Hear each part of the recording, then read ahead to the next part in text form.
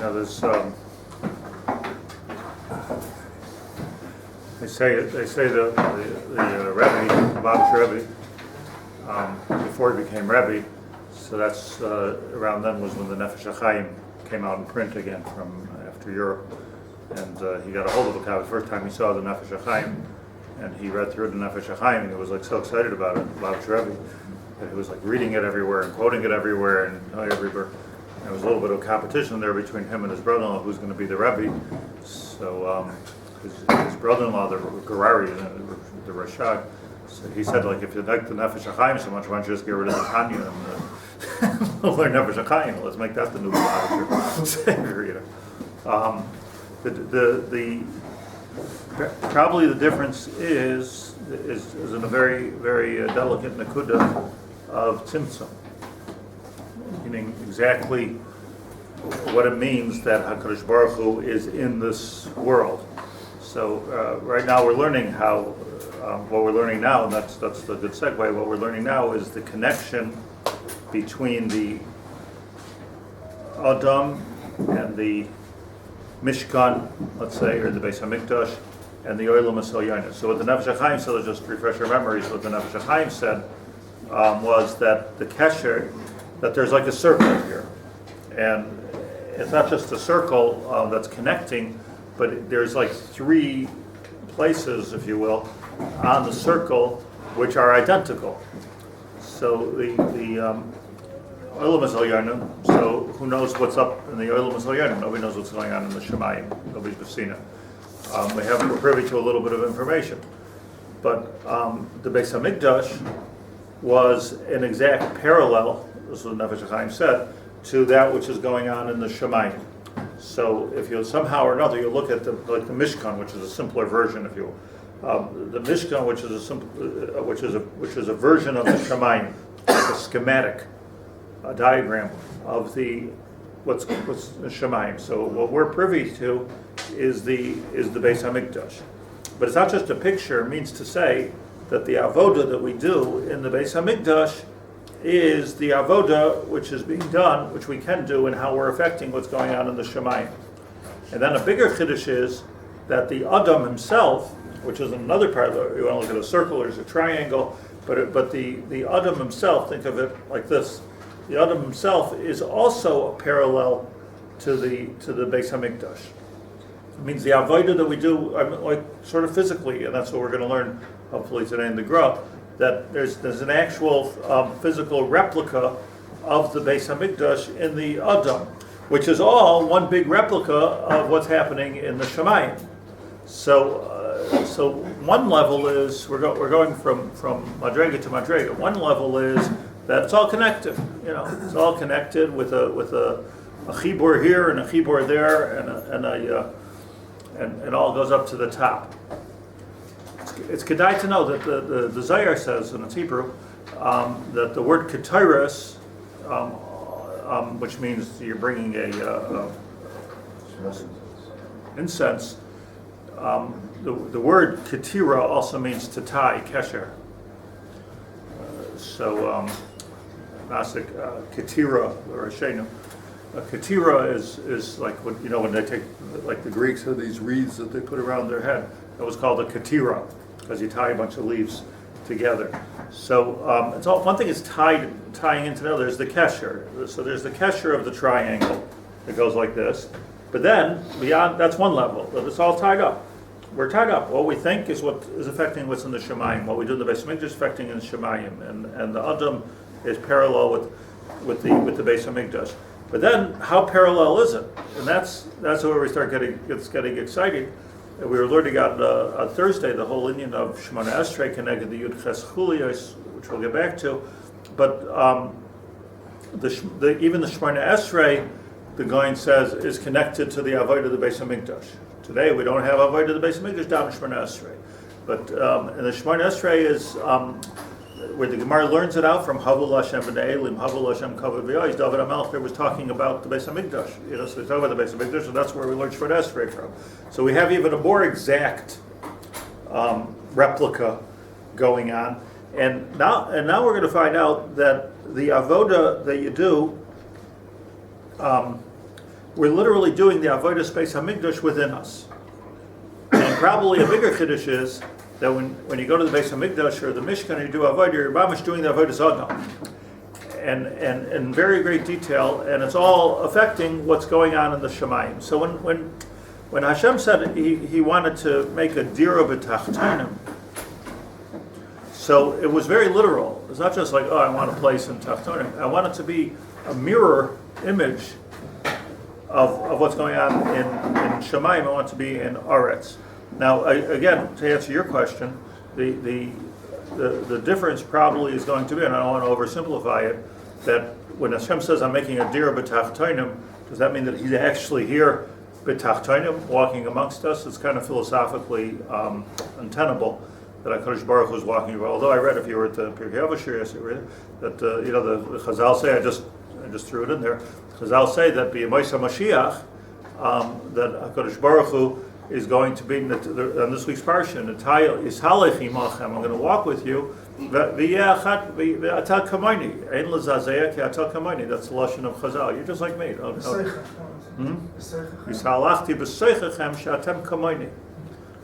Like nothing to be afraid of.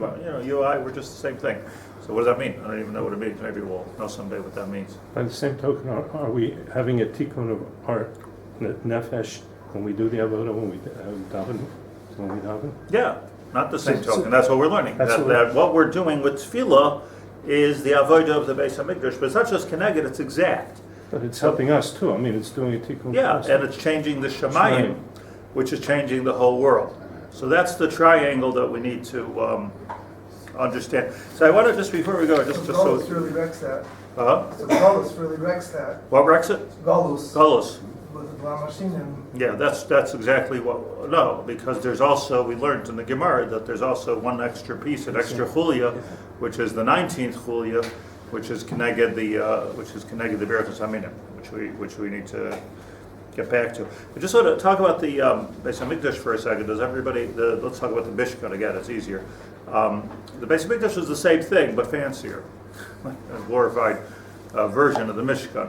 But does everyone have the layout of the Mishkan clearly? So let me just show you a picture. There you go, Eliezer.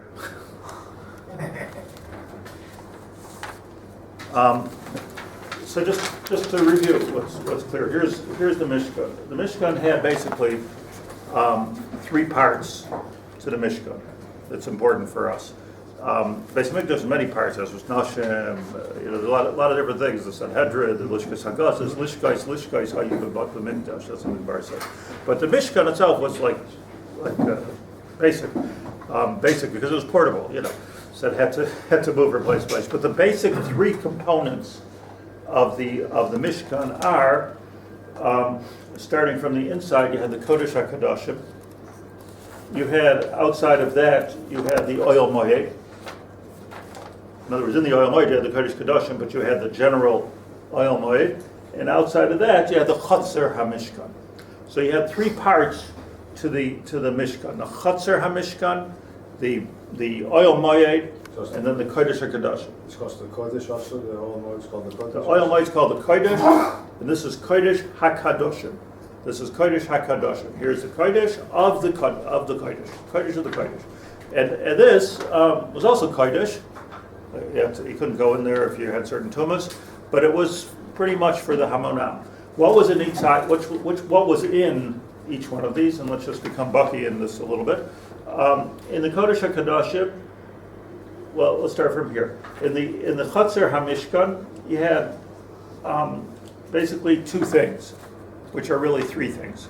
You had the Mizbeach HaNechoshes, often called in the Gemara the Mizbeach HaYisod.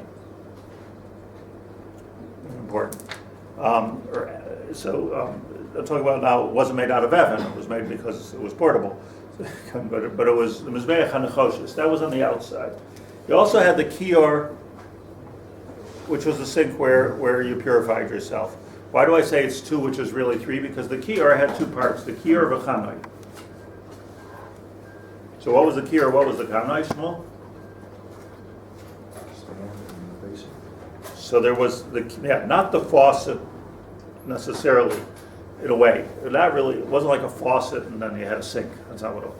You had the kiyar, which is the sink, v'chanoi, and that which came underneath that. But in a way, the kiyar was a faucet, because what would happen is that the water would overflow from the kiyar, and they would do kiddush yadayim v'raglayim at one time. So when they put this sink over here for the kohanim to wash their hands, I thought it was like a big chumrah because it's such a small sink. You could do kiddush yadayim v'raglayim all at one time. But that's the way it was. You had the kiyar and the kanoi, which was really, or certainly kabbalistically, and even halachically, those were two kelim. Those are two kelim. It wasn't one kelim. So you really had two shnayim shem shalosh in the outside over here. When you went inside more into the oil moyed or into the kodesh, not everybody went in here. People couldn't go in here. So the kodesh, you had clearly three things. You had the shulchan, which had on it the lechem hapanim. You had the menorah, and you had the mizbeach hazav. So that's where what did you bring on the mizbeach hazav? Ketaros. So here you were shechting animals, and here you were burning ketaros. And then if you go inside more, you have the kodesh hakadashim. Kodesh hakadashim, you had basically one thing, which is really three. You had the aron. That's it. The aron had on it shnei kruvim. So you had the aron and the shnei kruvim, and that's all there was. The kaporos is not a separate thing. That's what? The kaporos. The lid is not. That's no. It as says it's called one thing. It says in the chumash it's called. And the what's inside is also not a separate. All one thing. It's all one thing. So it's all called one keli, if it's a keli. That in itself is a shaila, is the aron a keli, is the kruvim a keli. It's hard to call it a keli. A keli means that you're using it to do something else. You're not doing this. This is it. So it's hard to call it a keli. So the machlokes, I think, the Rambam and the Ravid, whether it's one of the kli habishkan or not. It's yotze from our discussion over here. But what's important for us to understand, just balabatish about this, is the way the action happened in the Mishkan. Over here in the Chatzar Mishkan, so this was like a very noisy place. Chatzar Mishkan was very noisy because here you had animals, moo, animals coming, animals being shechted, blood flying all over the place. And while that was happening, the Levium were singing over here, and people were there. They're bringing karbanos, and there was fire, and it was like a barbecue, like it was ala eish, It was like this was serious, like Lag Bomer over here going on in the Azar. And when you went inside more, which we didn't, when you went inside more, it was a much quieter place. No animals came in here, no Levium came in here. According to one sheet in the Gemara, they couldn't even hear the Shiras HaLevim in here. It was like a nest, just like it says Vayikra Avaisha, that you couldn't hear the kol was nifsak. So according to, I think it's machlokes in the Gemara, but the over here you had, like, what do you think about it, like the shulchan. So what was the avodah of the shulchan? That once a week they came and they put new lechem, showbread, lechem haponim on the shulchan, and it sat there. Just sat there. This was not, I always say, like, men like to do barbecues, like a lot of action. If they're not doing barbecues, you want to fry in a frying pan. like action, like noise, action, it's time you put something in the oven, that's for women. The oven. That's not a male thing. Like to see the fire. See the fire, action, sizzling, going all over the place. That's gishmak, right? That's the way I'll do that.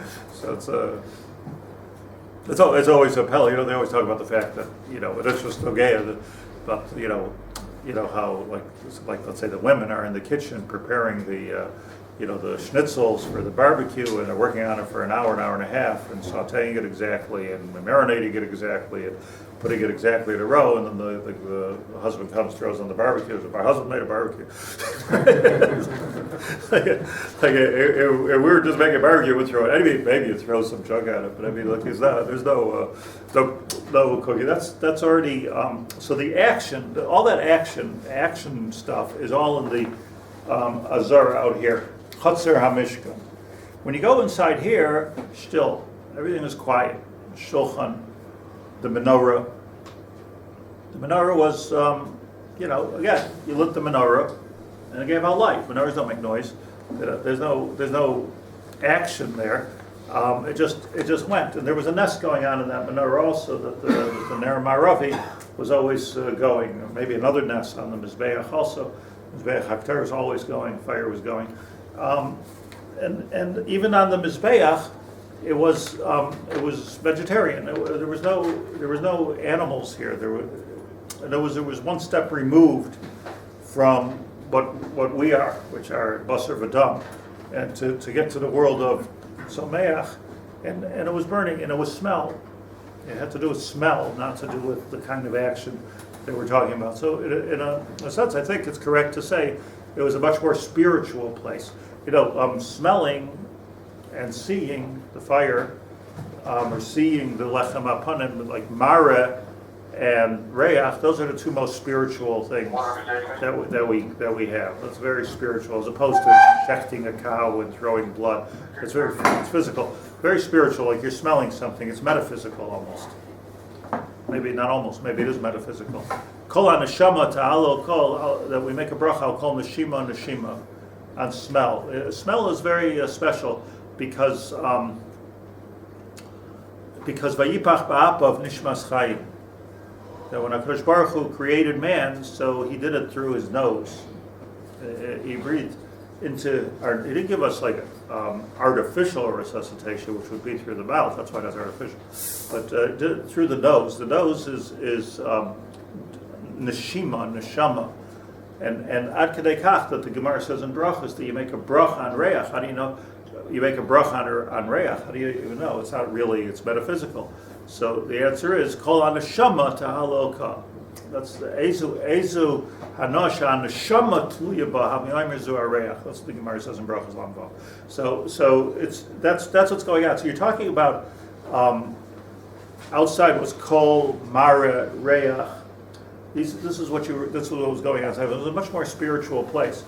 In the Kodesh HaKadoshim, if you go inward more, so nothing was going on. All right?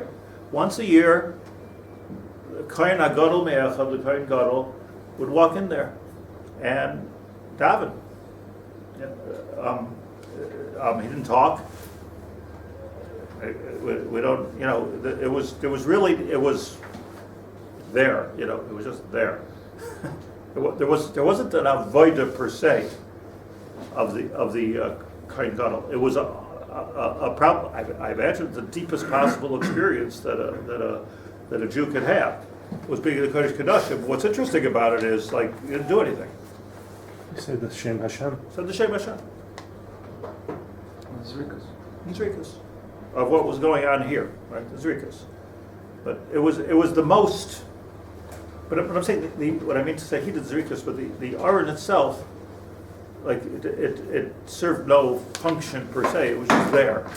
Not like the menorah was giving off light. The shulchan was showing bread. You did something that it was just there. So you have here, very clearly three madregas. The outer one, it's interesting. It seems very similar to this mode that the Old Yisrael spoke about on Pesach. That the whole thing with matzah is very related to the Korban Pesach. I wasn't there. Where? What did Old Yisrael in Sefiros Pesach. So he's a minor in Pesach. That the whole zrizes of matzah, hipazon of matzah, is the same thing in the Shlit'a of the Korban Pesach, which is it's the interface between, it's moving out of the confines of this worldliness through time, through the dimension of time. So hipazon is moving out. So it's interesting, in that outer zone, you have a similar thing going on there, because it's also karbanos, it's also happening in a mode of zrizis. There's no chametz there also. It's also, those same chumras of time are also applying in that outer mode where there's an interface, and the outer world is most present in Very that, good. in, Very that good. in that outer chatzir. Good Torah. Good. So,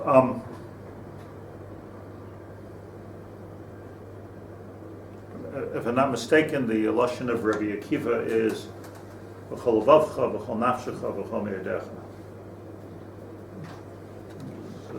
Three bechinos. Levavcha is the most pnimi. V'chol nafshecha, lashon of Rabbi Akiva, and the oisius of Rabbi Akiva. V'chol me'edecha is more most gashmi. Big tumult going on in the Chatzar HaMishkan. It was big, noisy. It was noisy. This was quiet, and this was no. And with zrizis. Rizos, yeah, tumult. Levium, it was tumult, like tumult, you know. Okay, so I just want to understand the anatomy of the Mishkan until we understand the anatomy of the Nefesh HaAdam. Because what we're learning, don't forget, let me just refocus you, is that the person himself is Doma L'Mizbeach, and what's mind-boggling is that this is actually what's going on in the Shemayim, the Olam HaSolyonim. This layout here is a great layout. You would have thought that Levavacha would be in the middle, not at the top now, Geographically. geographically. Okay. But it's not. I mean, in other words, Lev is, okay, let's see where you see, I'm not sure that Rav Shimon Bar Yochai agrees with Rabbi Akiva. Okay. Because I think that if you had to, so let's just do this exercise for a second and then we'll see inside. If you had to, let's just point here for a second. If you had to point on yourself to the Zara, the Chatzar HaMishkan, where the animals are and the zrizas are, so what would you be talking about? Stomach. Right. And if you'd have to be talking about the Kodesh, so where would you point to? The Kodesh. Your head, I guess. Your head. Huh? The head. What do you mean, yes? It's a question. The head or the heart? I would say the head. Okay. And if you had to point to the Kodesh HaKadoshim, Neshama.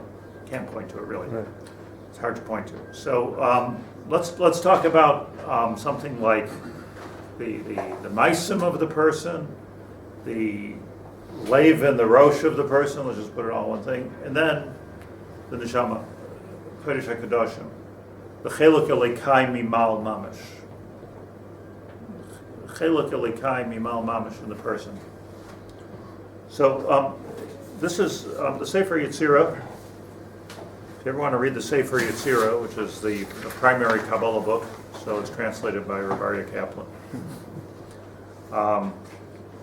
Explained by the Gra. I said this last week, that there are monumental svarim that the Gra wrote that nobody even heard of.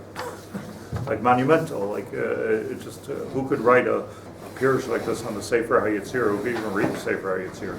You're about writing a pirush like he wrote, just unbelievable. I mean, I have no concept, like we said, no concept of what this man had going on in his mind. Just no, I don't think anybody, I think the Chafetz Chaim said that he thinks the Gra was Ke'achadat Hanoim. So you can't even imagine what was going on in Hillel's mind, or Yochanan and Zakkai, or something like that. If the Gra was Ulai, Ulai Kechem and Tanoim, who could even understand what was going on in these minds? It's like a different kind of covet, but with Hillel, you have to imagine. Here, just read this. But let's just do a little bit. And I'm not. I just want to say this one sentence. I don't pretend to understand this. It's beyond me. But I think just a little bit we can all understand. So I understood. I underlines here represent the parts that I understood.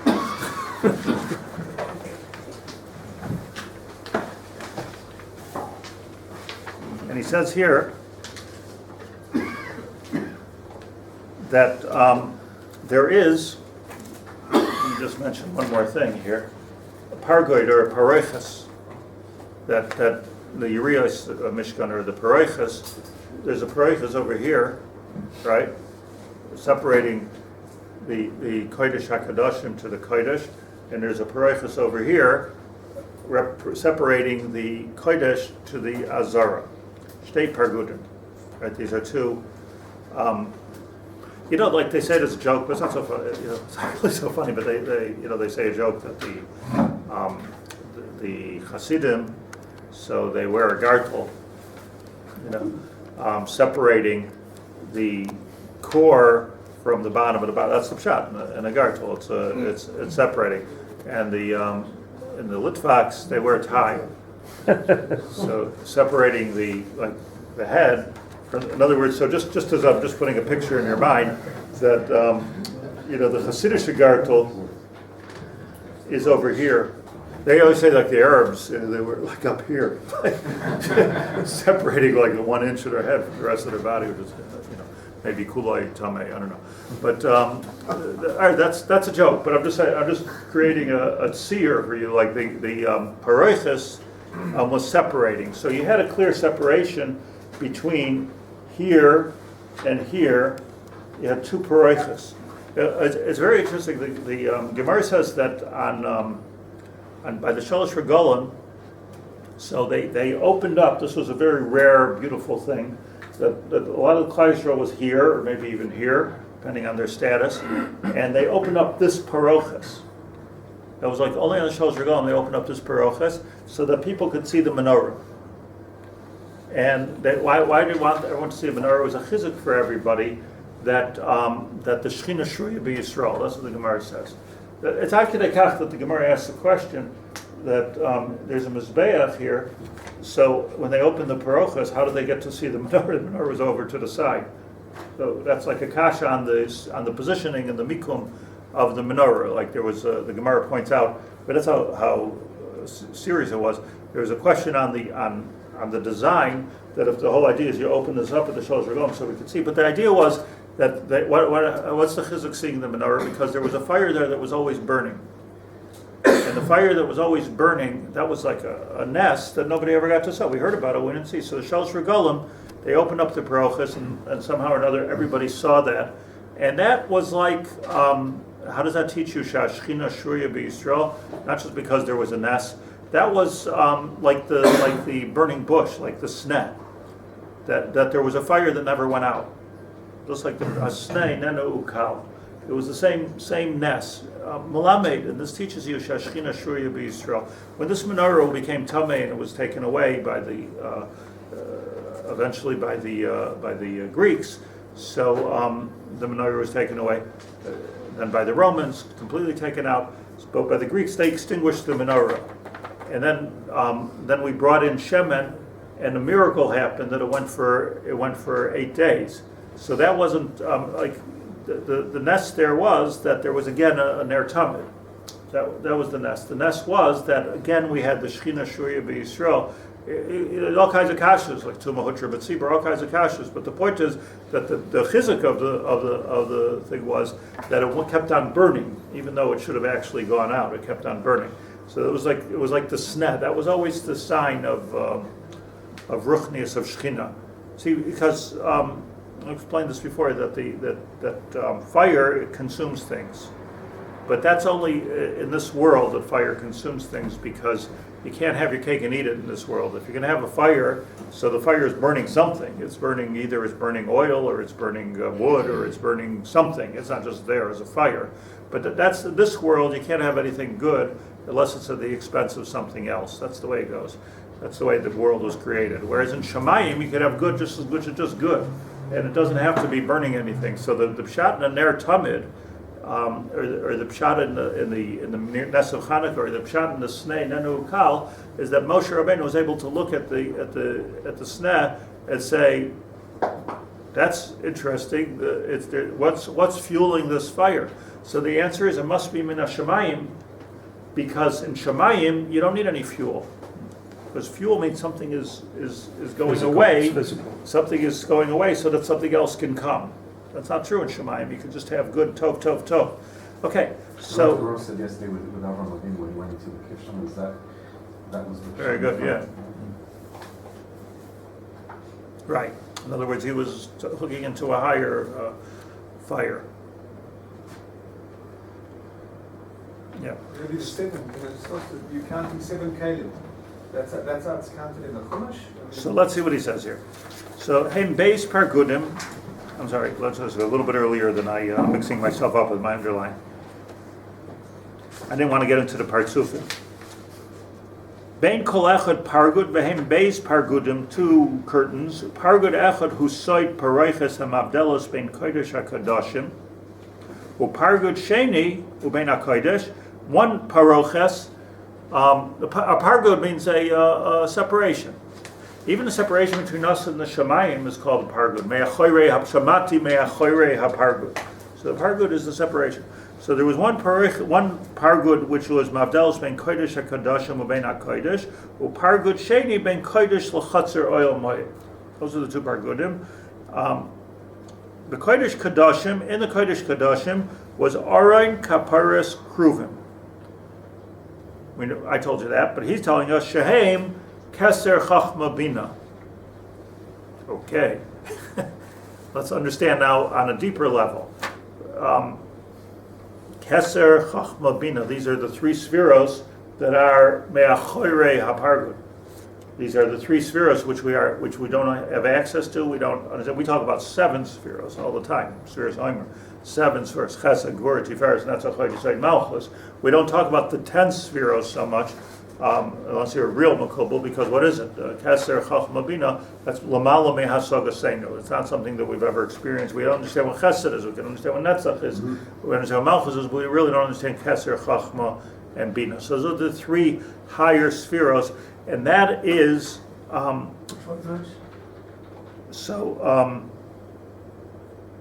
there are, where'd I go here? Kodesh Kadashim, you had the Arayin, the Kaparos, and the Kruvim. Now again, this is 3. He's counting 3 like this. He's saying you had the Aron, you had the cover for the Aron, and then you have the Kruvim. In the Arizal, it says, I don't want to confuse things. The Arizal, it says that the 3 was the Aron, which turned out to be like Miksha Achas Basof, and then you had the 2 Kruvim. That's how the Arizal learns. What? Oh, so he Didn't count the Kaparos. Okay. Probably an extremely significant machlokas, but Why weren't the luchos considered part of it? so that's the thing. Like what the Aron was all one thing, which needs to be. There's this idea of total integration. Echad. It's the idea of everything is one, but that everything being one, you still had. Let's go with the Gra here. Aron Kaparis Kruim Shehem Keser Chachma Bina. Let's cheat and where I didn't underline. Aron Bina. The Aron was the Bina. Mashakasav Kaparis Chachma and Kruvim Keser. Anybody wants to go there, you're welcome to. I'm just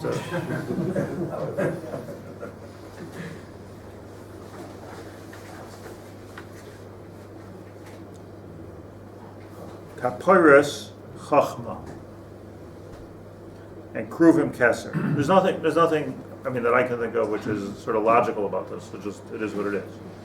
Because I would say it the other way around. Because Kaporis is a separation. Right. So and why that's is that the- Chachma? Because that's the only way you can know anything. Well, you're It's saying like Yemein Lecha Chachma, Yemein Lecha you can Havdalah. just separate between That's what two, Bina is. one thing and another. That's what Bina is. That's what Das is.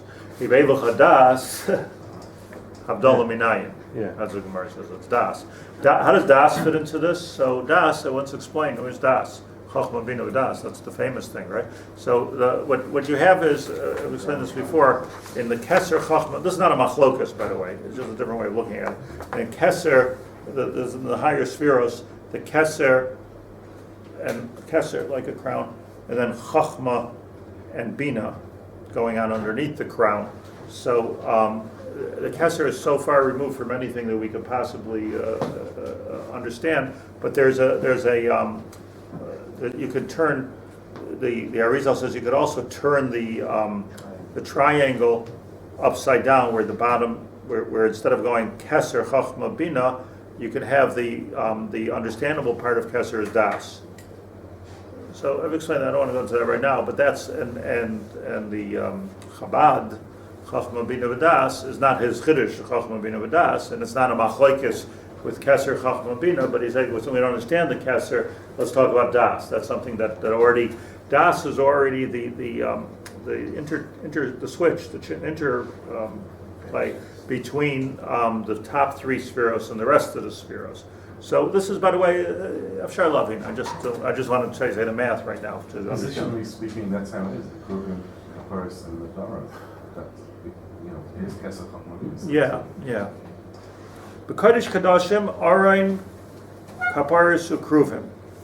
Va'oil Moyed, Menorah, Shulchan, Mizbeach. Neged, Chesed, Gevura, Tiferes. Ki yodua.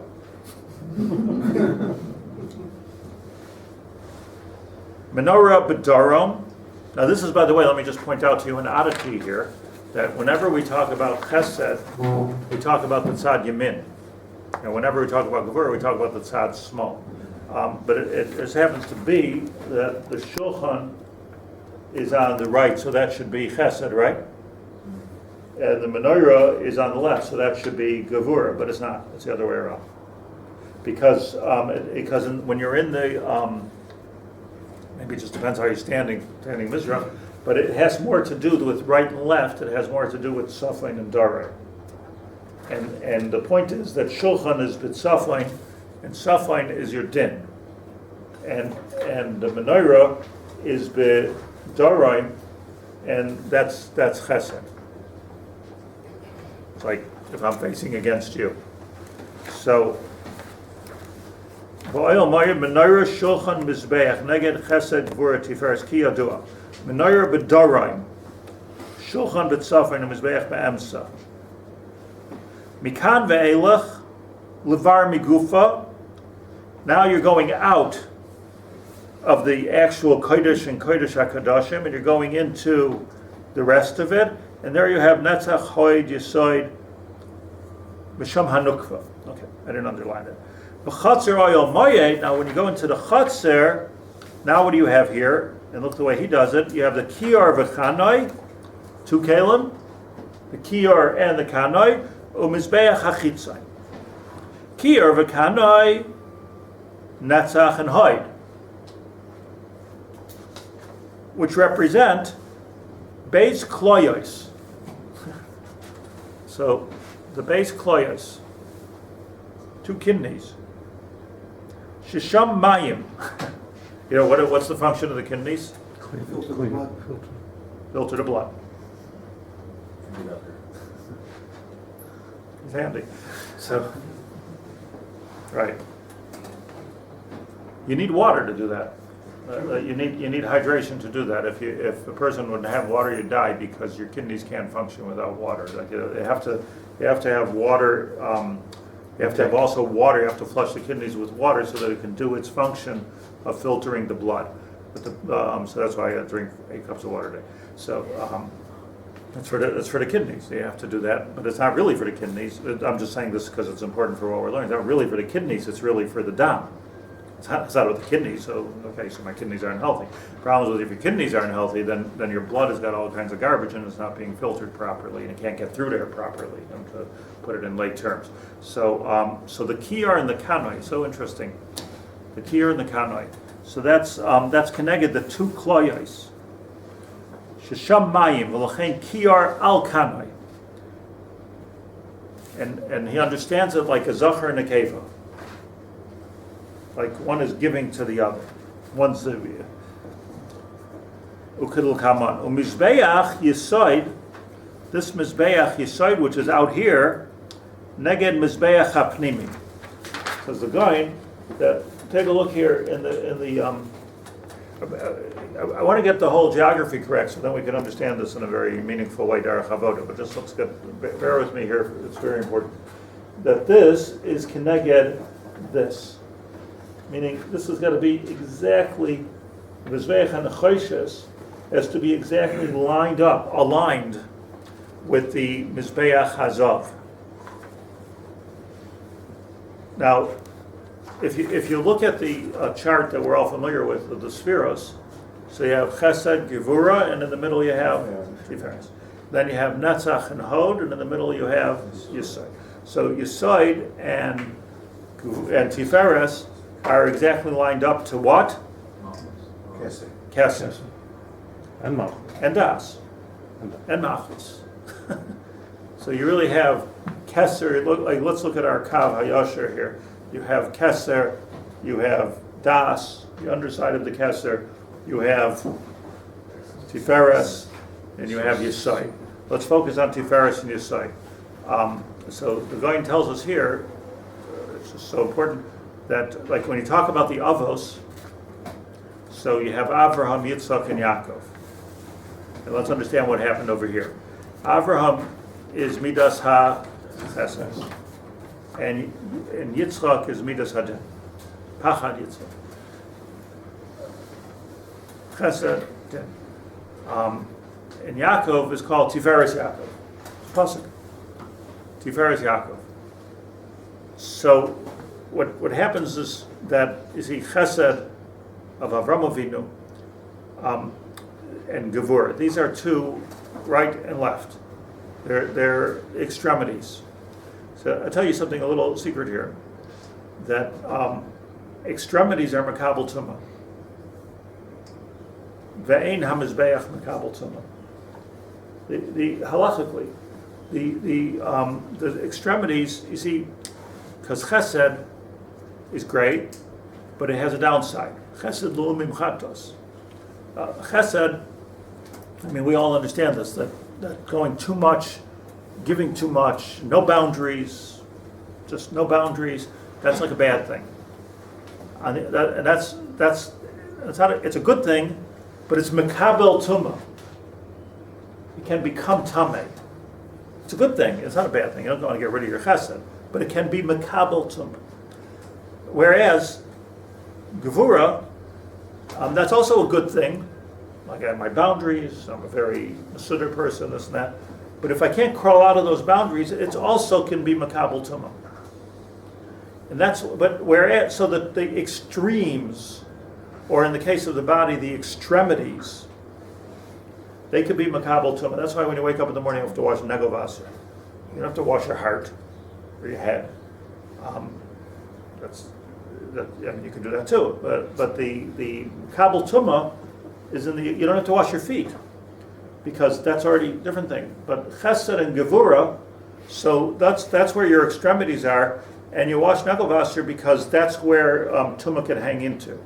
I could do some chesed here and get a little tumah into the system over here, so you wash that off right away.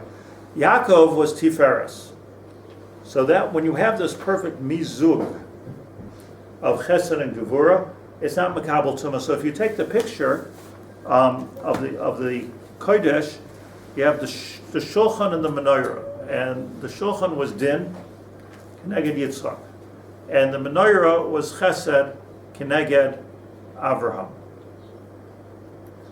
But the mizbeach hazav, that can't be makabel tumah. So let me just explain something here. That Avraham Avinu was all kulei chesed, but he had a son Yishmael. And Yitzhak was kulei gevura, but he had a son Esav. So that means that in the chitzonim of the thing, in these extremities, when you're kulei chesed, you could end up with Yishmael. I'm not judging the Avos, I'm just saying what I learned. That in the case of Avraham Avinu, you could end up with Yishmael, which is para adam, no boundaries. Yishmael is no boundaries.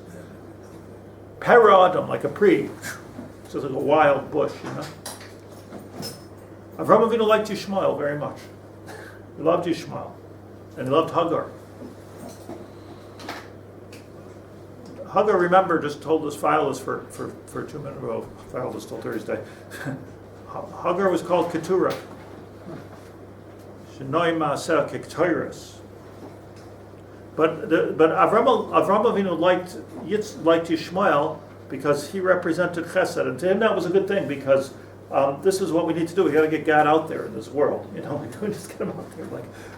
Like we need somebody who's a paradum who's going to run through all the barriers and just jump through everything. And you know, like Islam. You know, we're taking over here. Caliph, you know, like caliphate. Like let's just do it. Like run everybody over. If they're getting in our way, chop their heads off, and just let's just take over and do everything. And there's complete hispashtus here. There's complete. Now it's hard to attribute that to Avraham Avinu, but the teretz is that chesed, even with the purity of Avraham Avinu, is makabel tum in the chitzayim. Yitzhak had Esav, and Esav was also on the other side. Yitzhak was midas hadin, and on the other side there was also a kabbal's tum of Esav.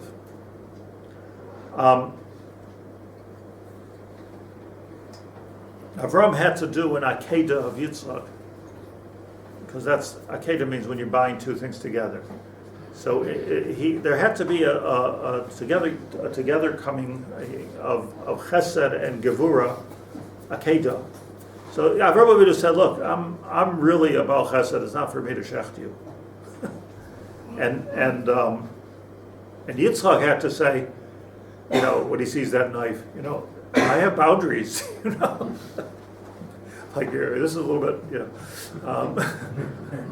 So what happens is with the fact that they're both maskim to do the akedah is that chesed and din came together. Hamtakas hadinim, and because of that, not biologically, because of that came out Yaakov, which is now makabel tumah, because there's a perfect mizug of tiferes. I just want to say this before we close, because this is obviously not only you can write books on it, but books are written about it, but Keneged exactly the Mizbeach Hazav was the Mizbeach HaChitzai, the Mizbeach HaNachoshes. And this, the Gaon says, is just one line I'll explain, that's Yosef. Yosef is midas hayesod. And Yosef hayeh b'Mitzrayim. So Yosef was again, you see with the Shvatim, Yaakov was Tiferes, so mitasai shlema. He didn't have a Yishmael, he didn't have an Esau, all good guys. But he had a whole, but they were some chesed and some gevura. Yosef brought it together in Yesod, and Yesod is where heaven touches earth. That's where it all, in the Sefiros, that's where it's all happening. And Yosef hayeh b'Mitzrayim, which is why Yaakov understood that Yosef is the man. Brothers didn't like it. Why? The same thing, because let's be anointed a little bit towards chesed. And if you read the story, let's read the story of the Chumash, you see, let's kill him, let's not kill him. You know, like it was a chesed and din. It was like a whole akedah going on there at the same time. Chesed, gevura. But Yosef was the one in the middle. He was getting beat up by everybody because he was right there in the middle, and he's mamish keneged Yaakov, but outside. Yosef hayeh b'Mitzrayim. He was outside. It was out of the box, but he was there. And then under that is Malchus, which is the Geula when Mashiach comes. But what for our purposes today, what we need to understand is how Keser, Kadosh Baruch Hu, right? Hakadosh Baruch Hu, K'faydoy v'atzmai, and Das, and Yaakov Avinu, which is Yisrael, Tiferes Yisrael, Klal Yisrael, Bnei Yisrael, and Yosef, which is Midas HaYesod, they're completely aligned. And we're going to get, by the way, back to the structure of the back and the alignment of the back of the Chuliyos, which are Keneged Shmoneh Esrei. But here's the line that it just is important for you to visualize in your head from the Kodesh HaKadoshim, where everything is completely quiet there. Let's just to review this point. The Kodesh HaKadoshim, like Keser, everything's quiet, right? There's no noise in Shemayim, like there's no noise. But then it comes to where there's a little more action, where there's smell, where there's seeing, where there's going on over here to the real action place, which is Yosef. That's where the Mizbeach HaNachoshes. Yosef hayeh b'Mitzrayim. It's real action over here, animals and things and gashmias and bread and famine. Like it's a real life over here where Yosef was. But this is where Yaakov saw it had to go. So everything that Yaakov learned, he taught to Yosef. That's what it goes. And so from there we'll get through the graph.